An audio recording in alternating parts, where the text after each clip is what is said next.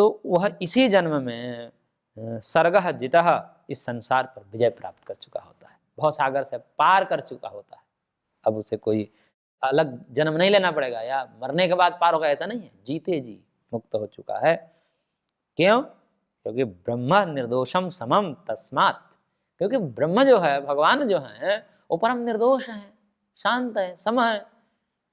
उस सम परम ब्रह्म परमेश्वर में जिसकी निष्ठा हो गई है, जो स्थित हो गया है, ब्रह्मनिष्ठ हो गया है, तो शांत तो हो ही जाएगा, सम तो हो ही जाएगा, क्योंकि भगवान सम है, भगवान शांत है।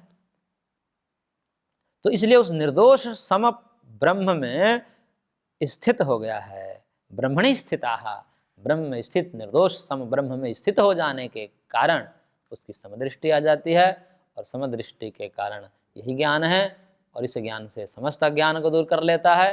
और अज्ञान दूर हो जाने पर, अज्ञान ही बंधन का कारण है, जन्म का कारण है, संसार चक्र का कारण है, इसलिए वो इसी जन्म में अज्ञान को हटा दिया ब्रह्म ज्ञान के द्वारा, इसलिए अब वो भवसागर से पार हो चुका होता है, शरीर में रहते हुए शरीर से पार हो चुका होता है, शरीर पर विजय प्राप्त कर चुका होता है, मृत्यु पर विजय प्राप्त कर चुका होता है।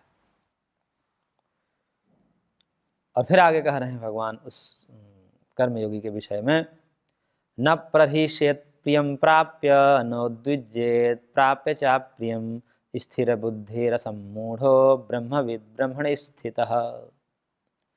करें कि प्रियम प्राप्य न प्रहिष्येत्, वह प्रिय को प्राप्त करके, प्रिय का मतलब सुख, कोई सांसारिक सुख मिल जाए उसको, मान सम्मान धन इत्यादि मिल जाए, तो उस प्रिय को प्राप्त कर हर्षित नहीं होता है, उछलता कूदता नहीं। जैसे एक सामान्य व्यक्ति को नौकरी भर लग जाए, नौकरी लग जाए, सरकारी नौकरी या कोई भी, तो कितना हर्षित होता है, उसको लगता है कि अब मैं दुनिया पर विजय प्राप्त कर लिया। और कितने सरकारी नौकरी वाले पहले से हैं, उनसे जाकर पूछिए कि कर लिया आपने, वो दुखी हैं, क्योंकि अभी इसको पता नहीं कि आगे क्या होने वाला है। तो उसको लग रहा है कि हमने विजय प्राप्त कर लिया, बाजा बजवा रहा है, सब वो कर रहा है। किसी को आईएएस की नौकरी लग जाए, कलेक्टर बन जाए, पता चले कि जो है अब पास हो गए, तुम्हारी ज्वाइनिंग पक्की, अब उसका क्या हालात होती, क्या स्थिति, क्या उमंग, क्या उत्साह, क्या गाने बजाना, सब उसको घुमाया जाता है। और वही कलेक्टर कई ऐसे हैं कि आत्महत्या कर देते हैं, कई कलेक्टर ऐसे हैं, डीएम आत्महत्या कर चुके हैं उस पद को प्राप्त करके। तो ये पता नहीं है कि ये जो पद है, ये इससे शांति नहीं मिलने वाली है, आगे अब इसमें क्या होगा पता नहीं है। तो इसलिए ज्यादा उछलना क्या है, उछलता इसलिए है कि उसको दूरदृष्टि नहीं है, क्योंकि सबके तरफ देखे कि भाई क्या इस पद को प्राप्त करके कितने लोग सुखी हुए हैं, तो मैं उछल रहा हूं, मैं भी सुखी हो जाऊंगा। जब ध्यान में रखता है तो कहता है कि नहीं नहीं नहीं, हम एक नौकर ही हैं, हमको भी नचाया जाएगा, हमको भी नचाया जाता है। इसलिए कोई उस प्रकार से जो है खुशी मनाने की बात नहीं, वो एक कर्तव्य है, और उसमें जो है कर्तव्य पर लोग समझ ये लेते हैं कि ये भोग वस्तु है, ये पद क्या है, भोग्य है, कर्तव्य है, ये नहीं समझते। जिस समय कर्तव्य का बोध होता है उस समय उछलना नहीं होगा, सतर्कता जागृत होगी। उछलना इसलिए होता है कि क्योंकि भोग समझते अब तो आराम करना है, अब तो बैठ करके पैसा आएगा, कुछ करना नहीं, इसलिए कूदते हैं। और जिसको ये लगता है कि नहीं नहीं नहीं, अब ये पद बहुत बड़ा पद है, अब इसमें हमें सतर्क होना है, तो उसकी सजगता होगी, सतर्कता और ज्यादा होगी, वो उछलेगा नहीं, अभी वो सतर्क होगा। जिम्मेदार व्यक्ति अब हो गए हैं हम। तो कुछ प्रिय पा करके, कोई सुख पा करके, कोई थोड़ा सा मान सम्मान पद प्रतिष्ठा पा करके, ये व्यक्ति कभी विचलित नहीं होता, हर्षित नहीं होता, उछलता कूदता नहीं है। और इसके विपरीत अप्रियम प्राप्य न उद्विजेत, अप्रिय को पा करके, दुख को पा करके कभी दुखित भी नहीं होता, उद्विग्न भी नहीं होता, रोता बिलखता भी नहीं। उसको पता है कि जिस दिन सुख मिला है उसको ये भी पता है कि ये सुख नहीं रहेगा, जाएगा, तो पहले से तैयार है, चला गया सुख, चला गया दुख आ गया, उसको ये भी पता है कि ये भी नहीं टिकेगा, ये भी जाएगा, क्योंकि इसके पूर्व भी कितने सुख दुख हमारे साथ आ चुके हैं, कोई ठहरा नहीं, ये भी सुख दुखी है, ये भी नहीं ठहरेगा, इसलिए वो अपने आप को शांत रखता है। तो ऐसे व्यक्ति जो है दुख में भी शांत रहता है, उद्विग्न नहीं होता, घबराता नहीं है। और स्थिर बुद्धि असम्मूढ़, ये सब कब होता है? जब व्यक्ति की बुद्धि स्थिर हो, बुद्धि किसी परिस्थितियों पर आलंबित नहीं, आश्रित नहीं है, तभी होता है। बुद्धि जब परिस्थितियों पर आधारित होगी, बुद्धि जब हमारी कहाँ हो जाएगी? संसार में, परिस्थितियों पर, ऐसा ऐसा ऐसा है, और परिस्थितियां ऐसी होगी नहीं, तो बुद्धि विचलित होती है। कभी सुख बुद्धि हो जाती है, कभी दुख बुद्धि हो जाती है, और बुद्धि का आधार है हमने सुख दुखों को बना रखा है, वो सुख दुख बदलते रहते हैं, इसलिए बुद्धि व्याकुल हो जाती है, मन हमारा अस्थिर हो जाता है, चंचल हो जाता है। और वही भगवान जो है एक हैं, भगवान एक ही हैं। और ऊपर जो कहा कि समम ब्रह्म निर्दोषम ही समम ब्रह्मम ब्रह्म तस्मात् ब्रह्मणि ते स्थिताः, जिसको एक शांत सम ब्रह्म में निष्ठा हो गई है, तो ब्रह्म एक होने से उसकी बुद्धि स्थिर होती है, वो डवाडोल नहीं होगी, क्योंकि भगवान एक ही है। और भगवान में ही जिसकी बुद्धि हो गई है, वो कहाँ भटकेगा। और संसार तो नाना है, संसार में तो नाना स्थितियां हैं, नाना परिस्थितियां हैं, उसमें तो चित्त का चंचल होना स्वाभाविक है। तो इसलिए वो ब्रह्मनिष्ठ होने के कारण उसकी बुद्धि कैसे हो जाती है? स्थिर बुद्धि वाला हो जाता है। और स्थिर बुद्धि वाला होने से वो असम्मूढ़, वो कभी मोहित नहीं होता। जैसे अर्जुन की भांति क्या करूं, ऐसा नहीं होता। समाधान की स्थिति में सदा रहता है, कोई भी चीज उसको बाधित नहीं कर सकती, वो संशय रहित होता है। और ब्रह्मवीत ब्रह्मणि स्थितः, वह ब्रह्मवीत होकर के ब्रह्म में ही निरंतर स्थित रहता है। और वो ब्रह्म शांत और निर्दोष होने से वो कभी संशय में नहीं जाता, कभी अपनी स्थिति से गिरता नहीं है, और एक रस रहता है, शांत रहता है। ये जीवन मुक्त व्यक्ति की स्थिति बताई। और फिर आगे कह रहे हैं भगवान, बाह्य स्पर्शसक्तात्मा विन्दत्यात्मनि यत् सुखम स ब्रह्म योग युक्तात्मा सुखम अक्षयम अश्नुते। ऐसा तो कहेंगे बाह्य स्पर्शेषु असक्तात्मा, बाह्य स्पर्शों में जो जिसका अंतःकरण असक्त है, असक्त का मतलब सक्त बोलते हैं आसक्ति को, राग को, राग रहित है। बाह्य स्पर्श का मतलब होता है जैसे इंद्रियात सन्निकर्ष हो रहा है, आंख का रूपों के साथ संयोग, इसी को स्पर्श बोलते हैं। यानी कि इंद्रियों का अपने विषयों के साथ जो स्पर्श है, आंखों का रूप के साथ जो संयोग है उसी को स्पर्श कहते हैं, कानों का शब्द के साथ जो संयोग है उसी को स्पर्श कहते हैं, जिह्वा का रस के साथ जो संयोग है उसको स्पर्श कहते हैं। तो इस प्रकार कहने का तात्पर्य है कि इंद्रियों का विषय भोग करना, इंद्रियों से विषयों का भोग करना, यही इंद्रियों का बाह्य विषयों का स्पर्श है। तो जो इन बाह्य स्पर्शेषु यानी कि बाह्य विषयेषु, बाह्य विषयों में, सांसारिक विषयों में, रूप रसगंध शब्द स्पर्श को विषय कहते हैं, तो जो बाहर के विषयों में असक्त आत्मा, असक्त है, सक्त नहीं है, जिनका अंतःकरण बाहरी विषयों में लिप्त नहीं होता, ये बाहरी सुख सुविधाओं में कभी नहीं रमण करता, मन ही नहीं लगता उसको लगता है कि सब निस्सार है इसमें। जैसे ये पूरा जगत के भोग विषय ऐसे ही हैं, जैसे बढ़ई के लिए केले का पेड़ निस्सार है, केले का पेड़ का क्या बनाएगा, कौन सा फर्नीचर बनाएगा वो। इसी प्रकार से इस कर्म योगी के लिए पूरे जगत के विषय निस्सार है, कोई सार ही नहीं। उसको लगता है कि आज खाएंगे कल रोग हो जाए, आज तो दे रहा है मजा, आनंद दे रहा है, ये खाइए कल डायबिटीज हो जाएगा। तो उसको कहता कि नहीं नहीं हमें नहीं चाहिए, थोड़े देर के लिए सुख और अनंत काल के लिए दुख, ऐसा भोग हमें नहीं करना है, इसलिए अपने आप को तपाता है। तो जो योगी बाह्य विषयों में असक्त हो चुका है, विरक्त हो चुका है, और आत्मनि यत् सुखम विन्दति, आत्मनि यत् सुखम तत् विन्दति, आत्मा में जो सुख है, अपने अंदर जो सुख है, उस सुख को प्राप्त करता है। जब तक हम बाहरी विषय से नहीं हटेंगे तब तक अंदर की खोज जारी नहीं होगी, शुरुआत नहीं होगी। अंदर की यात्रा तभी होती है जब हम बाहर से मुड़ते हैं। जैसे कहीं हमें निकलना है, किसी गंतव्य तक जाना है, और घर में एसी लगा हुआ है, सब कुछ अनुकूल वातावरण है, इसको भी न छोड़ना चाहें और अपने गंतव्य तक भी पहुंचना चाहे, और गंतव्य तक पहुंचने के लिए तो बाहर तपना पड़ेगा, धूप है या सर्दी है, बरसात हो रही है, कष्ट तो होगा। और घर में पूरा आराम है, सुविधाएं हैं, और घर से निकलना भी नहीं चाह रहा है, वो भी सुख लेना चाह रहा है और गंतव्य तक जाना भी चाह रहा है। ये दोनों हो नहीं सकता, परस्पर विरोधी चीजें हैं, नहीं हो सकता। इसलिए क्या करना पड़ेगा कि घर के उन सुख सुविधाओं को छोड़ना ही पड़ेगा यदि अब गंतव्य तक जाना है तो, और रास्ता में मार्ग में जो बाधा आएगी उसको सहन करना ही पड़ेगा। तो बाहरी विषयों का तो त्याग हम कर नहीं रहे हैं और चाह रहे हैं कि परमात्मा मिल जाए, भगवान मिल जाए, तो नहीं मिल सकते। बाहर से जब ब्रेक लगाते हैं हम, कठोरता पर, अपने के साथ कठोरता करना पड़ता है। जब बाहरी विषयों के साथ में कठोरता पूर्वक व्यवहार करके इंद्रियों को रोक देते हैं तो फिर मन व्याकुल होता है, क्योंकि वो अभ्यास है, जन्म जन्मांतर का अभ्यास है, लंबे समय का अभ्यास है, इंद्रियां विषय के बिना रह ही नहीं सकती। अब हमने रोक दिया जबरदस्ती, व्याकुलता बढ़ी, क्या करें? तब गुरु कहते हैं कि अब तुम अंदर मुड़ो, क्योंकि वो जो सुख तुम बाहर खोज रहे हो ना, उससे कई गुना सुख अंदर है। अब वो सुख के बिना कोई रह नहीं सकता, इसलिए अब खोज जारी होती है कि मेरे को जल्दी प्राप्त करना है, मेरे को व्याकुलता है कि मैं रह नहीं पाऊंगा। ये तो छोड़ दिया, बाहरी विषय को त्याग कर दिया, उसमें जो सुख कुछ मिल रहा था वो तो कुछ मिल ही रहा था, उसको तो नकार नहीं सकता कोई कि बाहरी विषय में सुख नहीं है। बाहरी विषय में सुख है, तभी तो इतने लोग उसमें पड़े हुए हैं।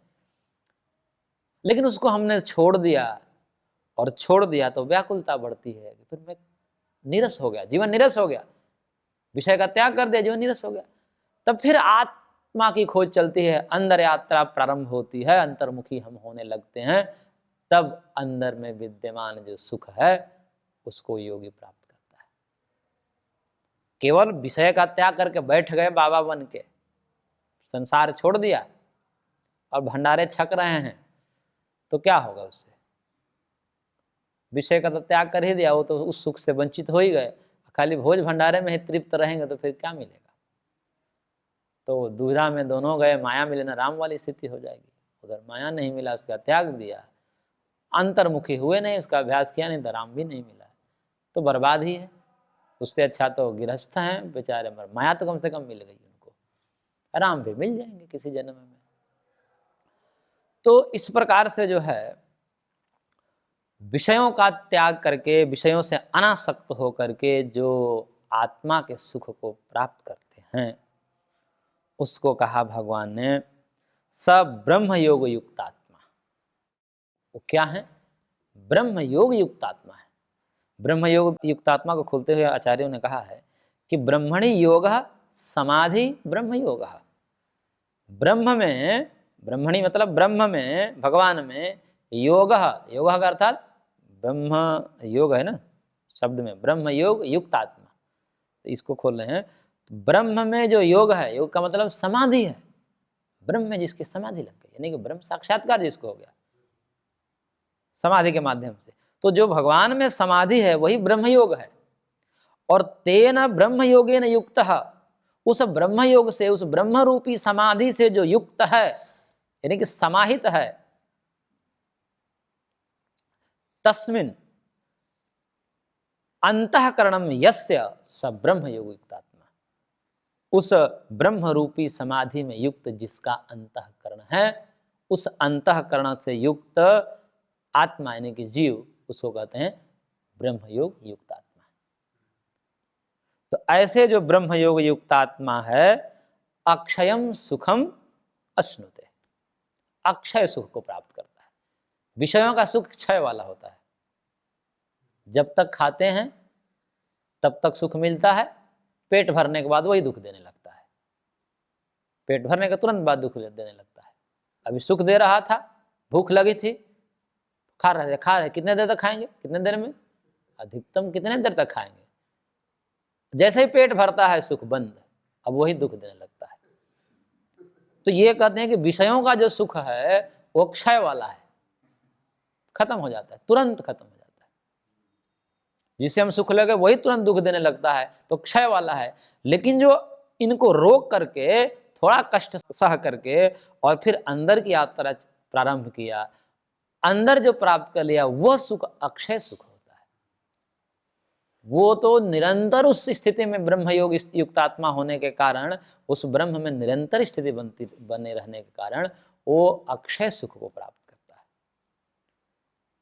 वो क्षय वाला सुख नहीं है, वो नाशवान सुख नहीं है। तो इस प्रकार से ब्रह्म योग युक्तात्मा जो है, ब्रह्म में स्थित समाहित जिसका मन है, ऐसे मन वाला व्यक्ति, अंतःकरण वाला व्यक्ति अक्षय सुख को प्राप्त करता है। तो ये जो है कर्मयोगी की, जो जीवन मुक्त कर्मयोगी है, उसकी स्थिति है कि अक्षयम सुखम अश्नुते। फिर आगे कह रहे हैं भगवान, ये ही संस्पर्शजा भोगा दुःखयो नय एव ते आद्यंतवन्तः कौन्तेय न तेषु रमते बुधः। भगवान उसी बात को कह रहे हैं। देखिए, कह रहे हैं कि ये संस्पर्शजा भोगा ते ही दुख योनयः एव। ये जो संस्पर्श से जन्य सुख है, संस्पर्श बता ही दे, स्पर्श पिछले श्लोक में आया। स्पर्श मतलब इंद्रियों का अर्थ के साथ जो संयोग हो रहा है, और उस संस्पर्श से जन्य संस्पर्शजा भोगा, उस संस्पर्श यानी कि इंद्रियार्थ सन्निकर्ष रूपी संसर्ग से जन्य यानी कि उत्पन्न जो भोग है, यानी कि जो सुख है, आंखों से रूप देखा उससे जो सुख उत्पन्न हुआ, जिह्वा से रस लिया उससे जो सुख उत्पन्न हुआ, त्वचा से स्पर्श किया उससे जो सुख हुआ। तो ये जितने भी सुख हैं, भोग हैं, ये कैसे हैं? दुख योनय एव, दुख योनि वाले हैं, कारण वाले हैं। यानी कि ये दुख देंगे अंत में, अंत दुखदाई है इसका। भोगे रोग भयम, आचार्यों का मत है कि भोग से करने से रोग का भय रहता है, कि अत्यधिक खाएंगे तो रोग होगा, अत्यधिक भोग कोई भोगेंगे तो रोग होगा, ये निश्चित है। तो भोग से रोग का खतरा रहता ही है। इसलिए जो ये समझता है कि ये भोग क्या है, दुख योनयः, दुख कारण वाले हैं, ये दुख देंगे, अभी अच्छा लग रहा है हमें, अंत में ये जो है विष के समान है। जो प्रारंभ में अमृत के समान दिखता है, वो अंत उस विष के समान हो जाता है, और जो प्रारंभ में विष के समान होता है, वो अंत में अमृत के समान हो जाता है। तो प्रारंभ में साधक को साधने में, घोड़ा को जैसे साधा जाता है, बच्चा घोड़ा होता है, उसको साधने में घोड़े को कष्ट होता है। बैल को जैसे पल्ला धराया जाता है तो उस समय बैल को कष्ट होता है, उसके कंधे फूल जाते हैं, सूज जाते हैं, फिर उस पर उसकी मलहम पट्टी की जाती है, उस समय उसको कष्ट होता है। लेकिन वही जब सध जाता है तो फिर दिन भर चलाइए, उसको कोई अंतर नहीं पड़ता। तो प्रारंभ में जो अमृत के समान लगता है, वो बाद में दुखदाई हो जाता है, विष के समान हो जाता है। जो प्रारंभ में विष के समान लगता है, क्योंकि त्याग करते हैं, विषयों का त्याग करते हैं, तो तात्कालिक रूप में दुख होता है। और उस समय विषयी जीवों को देखते हैं तो उनको लगता है कि हमसे तो आनंद यही है, हम छोड़ करके क्या प्राप्त कर लिए, देखिए कितने आनंद थे, सब झूम रहे हैं, कूद रहे हैं, फांद रहे हैं। तो उस समय लगता है कि हम कहीं फंस तो नहीं गए, कहीं गलत तो नहीं किया। लेकिन एकमात्र शास्त्र का भरोसा रहता है, गुरु उपदेश ग्रंथ, गुरु ग्रंथ और गोविंद की कृपा रहती है जब, तो उसको लगता है कि नहीं नहीं, ये जो अभी उछल कूद रहे हैं, कर रहे हैं, इनको भी पता नहीं आगे क्या होने वाला है, दूरदृष्टि नहीं है इनकी, दूरदृष्टि का अभाव में कूद रहे हैं। क्यों? क्योंकि इनको लगता है कि आगे ऐसे ही रहेगा। अरे ये सुख जो है, वैषयिक सुख है, ये अंत में दुख देने वाले हैं। जो बुद्धिमान हैं वो क्या सोचते हैं कि ये दुख योनयः एव, ये जो इंद्रियार्थ सन्निकर्ष से जन्य जो सुख है, विषयों का जो सुख है, वो दुख कारण वाला है। और आद्यंतवन्तः, आदि और अंत वाले हैं, क्योंकि ये किसी काल में उत्पन्न हुए हैं। अभी नहीं था, अभी हमने कुछ खाया तो अच्छा लगा, हमको मीठा लगा, सुख हुआ, तो ये तो अभी सुख उत्पन्न हुआ है, अभी हुआ है ना, अभी तो नहीं था, अभी उत्पन्न हुआ है, यानी कि आदि वाला है। आदि का मतलब उत्पन्न हुआ है, कारण वाला है। और जो जो उत्पन्न हुआ है या जो जो उत्पन्न होता है वो नष्ट होता है, ये एक सामान्य व्याप्ति है। ये सार्वभौम सिद्धांत है कि जो भी उत्पन्न होता है वो नष्ट होता है। ये भगवान ने पूर्व अध्याय में भी कह चुके हैं कि जातस्य ही ध्रुवो मृत्यु, कि जो जन्म लिया है वो मरेगा ही। जो वस्तु उत्पन्न हुई है, घड़ा उत्पन्न हुआ है किसी काल में, तो फूटेगा, नष्ट होगा, पुराना होकर फूटेगा। ये कपड़ा किसी काल में उत्पन्न हुआ है, बना है, फटेगा, नष्ट होगा। ये मकान बनाई है, किसी काल में उत्पन्न हुई है, ये ढहेगी एक दिन, क्योंकि जो जो उत्पन्न हुई है वो नष्ट होगी। तो इसलिए जो वैषयिक सुख हैं, इंद्रियों के सुख है, ये भी उत्पन्न होते हैं। इसलिए उत्पन्न के समय ही वो समझ लेता है कि ये सब नष्ट होंगे। इसलिए ये सब सोच करके जो विवेकी व्यक्ति होता है बड़ा सजग हो जाता है। जिस दिन उसका जन्म हुआ, उसको पता लगा मेरे को जन्म हुआ है, तो जन्म हुआ है तो उसको लगता है कि जन्म हुआ तो हम भी मरेंगे। क्यों? क्योंकि जितने जन्म लिए हो सब मरते हैं, तो हम भी मरेंगे। अब हम मरेंगे तो अब उसको सजगता होती है कि मरने से पूरा कुछ काम कर जाना है, क्योंकि अब नहीं मरना है। नहीं तो कई व्यक्ति तो ऐसे होते हैं उनको लगता ही नहीं कि मैं मरूंगा, उसको लगता ही नहीं, उनको लगता कि ऐसे ही चलेगा। तो ये मूर्खता है। जैसे शुतुरमुर्ग को कहते हैं कि शुतुरमुर्ग पर जब हमला कोई प्राणी करता है तो मुंडी नीचे गाड़ देता है।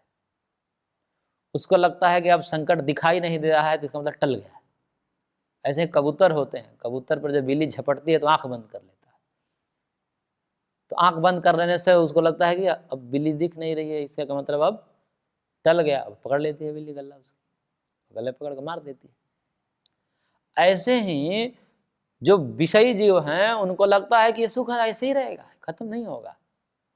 एक दिन खत्म हो जाता है तो फिर रोते हैं। तो विवेकी व्यक्ति क्या सोचता है कि आदि वाला है, जो जो उत्पन्न हुआ है वो नष्ट होगा, ये भी सुख रहेगा नहीं, खत्म होगा एक दिन। जो खत्म हो ही जाएगा तो अभी जो है इतराने की क्या आवश्यकता है, अभी कूदने फानने की क्या आवश्यकता है। अभी कूद रहे हैं और जिस दिन दुख होगा उस दिन क्या करेंगे, उस दिन क्या करेंगे। इसलिए ज्यादा कूदना नहीं है, क्योंकि ये सारे सुख जो हैं आदि और अंत वाले हैं। इसलिए भगवान करे कि हे कौन्तेय बुद्ध तेषु न रमते। बुद्धिमान जो होते हैं इन विषयों में रमण नहीं करते, उनको पता है विषयों की क्या गति है। ये आदि वाले हैं, अंत वाले हैं, ये नहीं रहेंगे सदा। हमको चाहिए क्या, सब चाहते हैं कि कोई ऐसा सुख मिले परमानेंट, ऐसा सुख हो। उसके लिए एक उदाहरण देते हैं कि भूख भी लगी है, खूब बढ़िया भूख लगी है, और मधुर सुस्वादु भोजन मिल जाए। भूख लग जाए, मधुर सुस्वादु भोजन मिल जाए, खा रहे हैं, भूख मिट नहीं रही है। ऐसी भूख है कि भूख मिट नहीं रही है, क्योंकि जब तक भूख मिट जाती है ना, सुख मिलना बंद हो जाता है। तो सुख तब तक मिलता है जब तक भूख रहती है, भूख जागृत रहती है तब तक सुख मिलता है। जैसे ही भूख खत्म, सुख खत्म। तो कहे कि ऐसा भूख हो जो मिटे नहीं, और उसको शांत करने वाली वो सामग्री है कोई, वो खत्म ना होवे। भूख मिटे नहीं और भूख मिटाने वाली सामग्री खत्म ना हो तो सुख कैसा होगा, अनंत तक जाएगा। तो लोक में ऐसी कोई सामग्री बनी ही नहीं है। वो सामग्री है अध्यात्म की, इसमें निरंतर भूख बढ़ती है। कहते हैं ना कि जैसे ये मेरे को अब पेट ही नहीं भरता, वही कथा रोज सुनते हैं, वही गीता रोज सुनते हैं, लेकिन अच्छा लगता है, अच्छा लगता है। रोज रोज और भूख बढ़ती जाती है और उसकी पिपासा बढ़ती जाती है। तो पिपासा खत्म ना होवे, बढ़ती जाए, और पानी भी खत्म ना हो जाए, पीते जाएं, और ये ऐसा ही चलता रहे, तो उसमें जो आनंद है वो कहीं नहीं है। पर लोक में ऐसा नहीं है। ये उदाहरण तो ऐसे लोक में नहीं मिलेगा।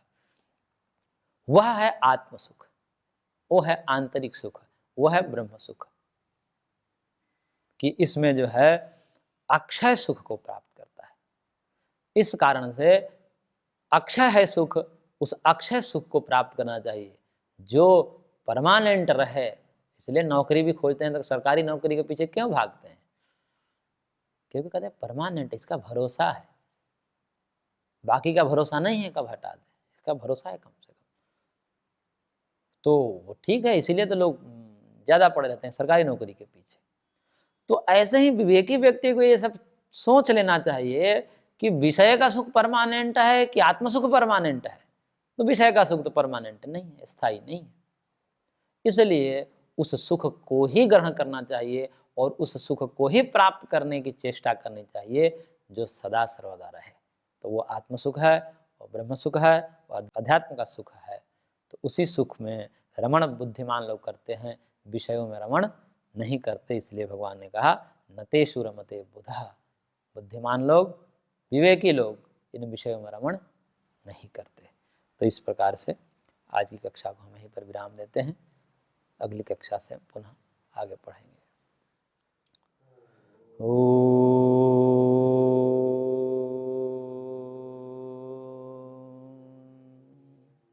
शांति शांति शांति।